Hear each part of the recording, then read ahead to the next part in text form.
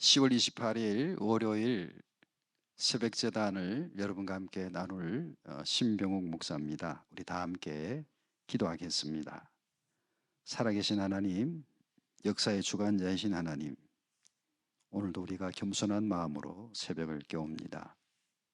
주께서 말씀하신 대로 새벽에 내가 너를 도와주리라 말씀하셨으니 시건치 아니하시는 하나님께서 이 새벽에 엎드려 간구하는 우리 성도들의 간구에, 저들의 간절한 기도에 하나님이 도우시는 응답의 역사가, 기적의 역사가 나타나게 하여 주옵소서. 이 시간도 말씀 충만, 회개 충만, 성령 충만한 복된 시간 되게 하시기를 원하옵고 예수님의 이름으로 간절히 기도 올리옵나이다. 아멘. 우리 하나님 말씀을 함께 나누시기를 원합니다. 하나님 말씀은 에스겔 29장 13절로 21절까지 말씀입니다. 에스겔 29장 13절로 21절까지 말씀을 제가 받들어서 읽겠습니다. 주 여호와께서 이같이 말씀하셨느니라. 40년 끝에 내가 만민 중에 흩은 애굽 사람을 다시 모아내되 애굽에 사로잡힌 자들을 돌이켜 바스로스 땅 곧 그 고토로 돌아가게 할 것이라. 그들이 거기서 미약한 나라가 되되 나라 가운데 지극히 미약한 나라가 되어 다시는 열국 위에 스스로 높이지 못하리니 내가 그들을 감하여 다시는 열국을 다스리지 못하게 할 것임이라. 그들이 다시는 이스라엘 족속의 의뢰가 되지 못할 것이요 이스라엘 족속은 돌이켜 그들을 바라보지 아니하므로 그 죄악이 기억나게 되지 아니하리니 그들이 나를 주 여호와인 줄 알리라 하셨다 하라. 27째 해 첫째 달 초하루에 여호와의 말씀이 내게 임하여 가라사대 인자야, 바벨론의 느부갓네살 왕이 그 군대로 두로를 치게 할 때에 크게 수고하여 각 머리털이 무지러졌고 각 어깨가 벗어졌나니 그와 군대가 그 수고한 보수를 두로에서 얻지 못하였느니라. 그러므로 주 여호와께서 이같이 말하노라. 내가 애굽 땅을 바벨론 왕 느부갓네살에게 붙이리니 그가 그 무리를 옮겨가며 물건을 노략하며 빼앗아 갈 것이라. 이것이 그 군대의 보수가 되리라. 그들의 수고는 나를 위하여 함인즉 그 보수로 내가 애굽 땅을 그에게 주었느니라. 나 주 여호와의 말이니라.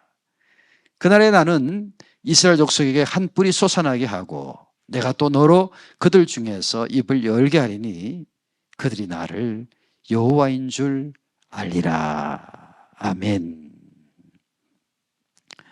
오늘 본문 말씀에는 이스라엘과 또 바벨론과 또 함께하고 있는 애굽에 대한 예언의 말씀이 함께 엮여져 있습니다. 그래서 오늘 본문 말씀을 가지고 함께 말씀을 나눌 때 크게 세 가지 단락의 내용을 나눌 수 있겠습니다. 첫 번째, 역사적 배경에 대한 이야기인데요. 우리가 아는 대로 에스겔은 여호와긴 왕과 함께 바벨론 2차 침공 때 이 바벨론의 포로로 끌려갔습니다. 그때 에스겔이 포로 끌려간 그 해가 BC 597년으로 추정합니다. 그리고 BC 597년에 바벨론을 끌려가고 이어서 10여 년 뒤에 결국 예루살렘은 완전히 함락이 되고 시드기야 왕 여호와긴 뒤에 이어 시드기야 왕이 마지막 왕으로서 10년 정도를 통치하다가 완전히 예루살렘은 가루가 되어버렸지요. 그리고 모든 이들이 포로를 끌려갑니다. 그리고 이제 오늘 본문 말씀에 보면은 이 포로로 끌려간 그 땅에서 에스겔이 하나님의 환상을 봅니다. 예언의 말씀을 받습니다. 그발 강가에서 에스겔이 하나님의 부름을 받아서 앞으로 일어날 일들에 대한 하나님의 예언의 말씀을 받았습니다. 오늘 우리 읽지는 않았지만 오늘 에스겔 29장 1절 말씀에 보면 10년 10월 12일이라는 날짜가 등장합니다. 10년 10월 12일은 곧 587년, 기원전 587년에 해당됩니다. 바로 그때는 이스라엘 나라가 멸망을 당하는 시기에 근접했던 때입니다. 그때에 하나님은 이 에스겔을 부르셔서 애굽의 멸망을, 애굽의 심판에 대해서 경고하고 있습니다. 읽지 않았던 구절이지만 3절에 보면 애굽의 왕을 강들 중에 누운 큰 악어의 비유를 하면서 갈고리로 그 아가미를 깨어 강들 중에서 끌어내리라. 애굽을 끌어내리라. 파라오를 끌어내리라. 이 애굽에 대해서 경고하는 예언의 말씀을 포로로 끌려온 지 10년 뒤에 하게 됩니다. 바로 그 이후에 예루살렘은 멸망을 당하고, 그리고 이제 애굽에 들이닥칠 어떤 그런 앞날에 대한 이야기를 에스겔을 통해서 오늘 말씀하시는 것입니다.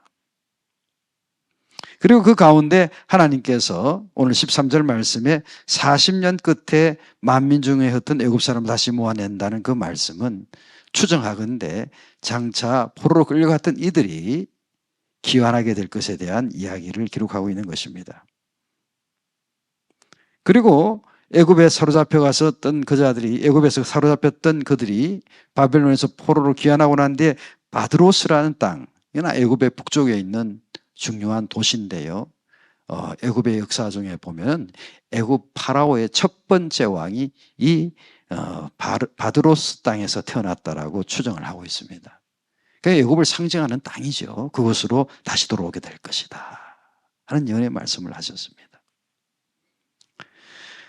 우리가 아는 대로 오늘 본문 말씀에 등장하는 역사적 배경 중에 또 하나의 스토리는, 두 번째 단락은 두로에 대한 이야기가 등장을 합니다. 오늘 본문 말씀 18절 이하에 보면은 27째 해 첫 달 초하루에 17절 말씀에 하나님의 말씀이 다시 임합니다. 그때는 BC 570년입니다. 그러면 BC 597년에 끌려왔고 BC 570년, 곧 총 27째 해 27년 동안 포로 끌려간 이 에스겔이 이렇게 하나님의 말씀을 변함없이 증거하고 있는 것입니다.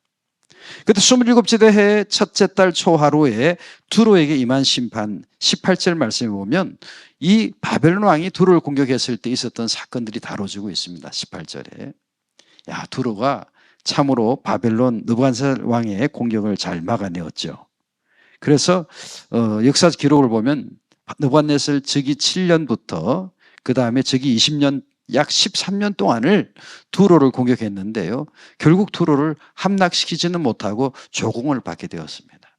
그때 두로를 함락시키기 위해서 애쓰고 수고하고 고생을 했어요. 그래서 18절 말씀에 크게 수고하여 모든 머리털이 무질해졌다. 18절 말씀에 어깨가 벗어졌다. 이렇게 고생하고 수고했는데 두로를 함락시키지는 못하고 조공을 받는 것으로 끝이 났습니다. 이와 같이 바벨론 왕에 의해서, 느부갓네살 왕에 의해서 시계 방향으로 예루살렘뿐 아니라 그 주변에 있는 암몬, 모압, 또 블레셋, 두로, 이 주변엔 모든 나라들이, 아시리아는 제일 먼저 멸망했고요. 그 고대 사이에 중동아시아 전체가 바벨론 제국 안에 편입이 됩니다. 그리고 이제 에스겔이 27년째 되는 해, 포로로 끌려온 27년째 되는 해에 BC 570년에 이제 애굽에 임할 재앙을 하나님 말씀하신 겁니다. 그때 BC 589년부터 570년에 이집트의 왕은 어떤 파라오였냐면 호프라라는 파라오가 다스렸습니다. 호프라. 그런데 역사적 문헌을 보면요, 570년 정확합니다. 오늘 27째 해, 아까 이야기한 에스겔의 그 예언의 말씀이 선포된 그 해 570년에 바벨론의 침공이 있었고, 그 파라오 호프라는 그 침공 때 죽음을 당합니다. 그래서 오늘 본문 말씀 19절 이하에 보면은 하나님이 애굽 땅을 느부갓네살 왕에게 넘겨주겠다. 그리고 그 애굽에서 노력하는 것이 그 군대의 보상이 되게 할 것이다. 20절 말씀에 그들의 수고는 나를 위한 것이었기 때문에 하나님이 이 바벨론을 하나님의 심판의 도구로 사용하시기 때문에 애굽 땅을 그에게 주고 그 전리품을 빼앗아오게 하겠다라고 말씀하신 것입니다. 이렇게 결국 이스라엘과 애굽은 멸망을 당하고, 사실은 애굽은 역사적으로 보면 멸망을 당한 것은 아니고 그 전쟁에서 피한 정도로 약소한 나라가, 미약한 나라가 되고 말았습니다. 이러한 역사적 배경 속에 오늘 우리는 두 가지 적용의 말씀을 깨닫게 됩니다. 첫 번째 적용의 말씀은요, 바로 하나님만이 역사의 주관자이시라는 것입니다. 하나님만이 저와 여러분의 인생의 주관자라는 것입니다. 오늘 본문 말씀을 다시 한번 봉독하실 때 16절 말씀을 다시 한번 봉독하기를 원합니다. 15절, 16절을 같이 봐야겠군요. 15절, 16절을 봉독합니다. 나라 가운데 지극히 미약한 나라가 되어 다시는 열국 위에 스스로 높이지 못하리니 내가 그들을 감하여 다시는 열국을 다스리지 못하게 할 것임이라. 그들이 다시는 이스라엘 족속의 의뢰가 되지 못할 것이요 이스라엘 족속은 돌이켜 그들을 바라보지 아니하므로 그 죄악이 기억나게 되지 아니하리니 그들이 나를 주 여호와인 줄 알리라 하셨다 하라. 과거 이스라엘 나라의 역사를 돌이켜보면 이 바벨론에 왜 끝까지 항거를 했습니까? 예레미야 선지자는 바벨론에게 항거하지 말고 그들을 조공을 바치고 이 나라를 보존하는 것이 하나님의 계획이다라고 알려주었잖아요. 그런데 왜 끝까지 바벨론을 대적하고 그들의 조공을 바치지 않고 싸웠던 것일까요? 그 이유는 딱 한 가지입니다. 바로 밑에 있는 애굽이 군대를 보내서 함께 우리나라를 지켜줄 수 있다는 그런 착각을 한 것입니다. 그래서 친애굽 정책을 펼치고 반바벨론 정책을 펼쳐서 바벨론과 싸웠던 거죠. 그 시드기야가 그 끝까지 그것을 고집하며 예레미야가 그 예언의 말씀을 들려주었음에도 불구하고 이 시드기야가 끝까지 그렇게 친애굽 정책을 펼치면서 바벨론과 싸웠던 것입니다. 그래서 16절 말씀에 그들이 다시는 이스라엘 족속의 의뢰가 되지 못할 것이다. 그들은 바로 애굽을 말하는 거거든요. 이스라엘 족속이 애굽을 의뢰할 수 없을 것이다. 또 이스라엘 족속이 돌이켜 그들을 바라보지 않게 될 것이다. 더 이상 애굽은 도와줄 수 없는 미약하고 아주 쇠약한 나라가 될 것이기 때문입니다. 그러면 이스라엘 백성들이 하나님의 말씀 또 하나님을 바라보며 하나님의 말씀을 의뢰하며 예레미야가 선포한 그 말씀을 의뢰하며 나갔다면 이스라엘 민족이 사라지는 비극이 없었을 텐데요. 애굽을 의뢰하고 애굽을 바라보고 하나님을 의뢰하고 하나님을 의뢰하지 않고 바라보지 아니하고 애굽을 의뢰하는 그 일로 인해서 이스라엘은 멸망의 구렁텅이로 떨어졌던 것입니다. 진정한 역사의 주관자는 누구이십니까? 힘 있는 어떤 권력입니까? 힘 있는 어떤 교단입니까? 다 의미 없는 것들입니다. 하나님만이 역사의 주관자이시고 하나님께서는 하나님만을 의뢰하게끔 하나님만을 바라보게끔 오늘 우리에게 말씀하고 있는 것입니다. 인생살이 가운데 고난의 시간이 찾아왔을 때 무엇을 의뢰하실 것입니까? 누구를 바라볼 것입니까? 저 여러분이 오직 하나님을 의뢰하고 하나님 말씀을 의뢰하고 또한 하나님을 바라보며 이 고난의 시간을 승리 시간으로 바꿔나가는 역사의 주관자이신 하나님을 신뢰하는 저와 여러분이 되시기를 주님의 이름으로 축복합니다.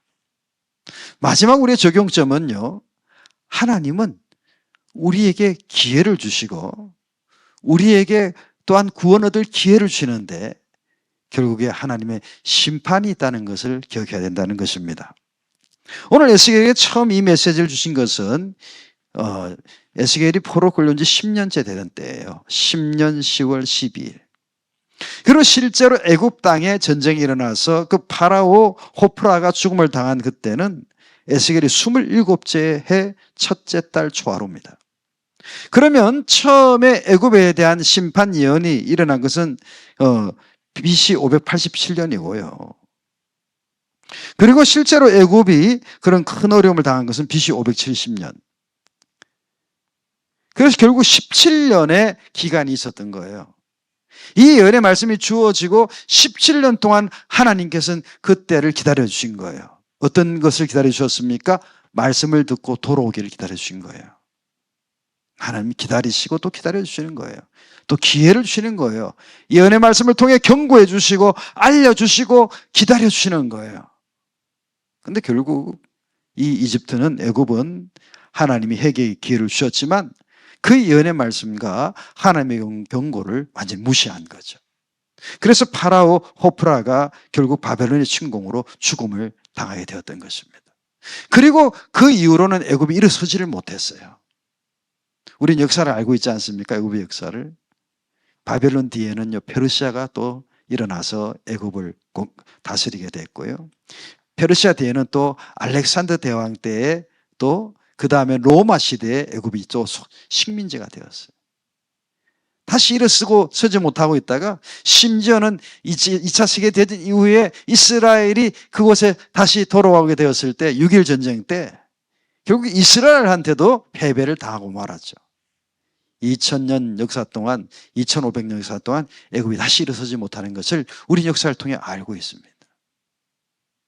사랑하는 여러분, 하나님은 우리에게 기회를 주십니다. 하나님의 긍휼을 받을 기회, 회개할 기회를 주십니다. 하나님의 말씀을 통해서. 그런데 이런 하나님의 말씀에 그 긍휼의 때를 놓친다면 결국 피할 수 없는 애국과 같은 하나님의 심판이 이르게 된다는 것입니다. 사랑하는 성도 여러분, 오늘 저와 여러분들이 이러한 하나님 말씀 앞에 교만한 자 되지 마시고 하나님의 은혜의 말씀과 경고의 말씀과 하나님 말씀 앞에 겸손한 자 되어서 우리 하나님의 구원을 얻게 되는, 하나님의 긍휼을 얻게 되는 저와 여러분 되시기를 주님의 이름으로 축복합니다. 하나님 이러한 가운데 오늘 본문 말씀 제일 마지막 21절에 이렇게 포로로 끌려가고 이렇게 멸망을 당하게 되고 이렇게 소망이 없는 이스라엘 향해서 또다시 긍휼의 기회를 예비하고 계신 것을 우리에게 보여주고 계십니다. 21절을 마지막으로 말씀을 마치도록 하겠습니다. 그날에 내가 이스라엘 족속에게 한 뿔이 솟아나게 하고 내가 또 너로 그들 중에 입을 열게 하리니 그들이 나를 여호와인 줄 알리라.